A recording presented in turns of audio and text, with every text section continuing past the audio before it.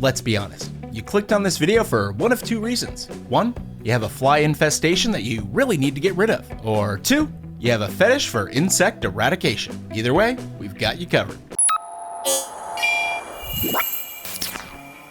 Get yourself an empty bottle, some maple syrup, and some raw meat. Shrimp works surprisingly well. Carefully or not so carefully, pour about 2 tablespoons of the syrup into your bottle. This will help nullify the disgusting odor of the shrimp while still attracting large and small flies alike. Next, you're gonna need to add some water. Just fill the bottle up a little more than halfway. You see, you want the flies to hit the sticky water with minimal effort, and then that way they won't be able to flap their pesky wings and get back out. Now here comes the disgusting part, raw meat. I grabbed some raw shrimp from the freezer and cut it all up into tiny pieces to act as some vile bait. You don't need to fill the bottle with it, but you'll need enough to make its presence known. 2 or 3 should do the job. Top the veritable quandary of delicious smells and substances off with a drop or 8 of dish soap. Much like the syrup, this will add in keeping the flies inside the bottle. Okay, we're almost done here. Just grab a knife and pop the safety band off the cap. Grab a Ziploc bag and slice off one of the corners. Now shove that newly opened end right down the spout.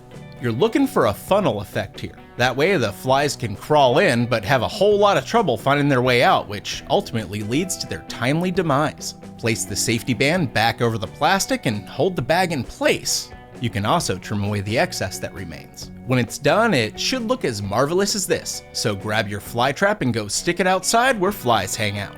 Now this is important. Do not expect results immediately. Give it a full day and then go back and check.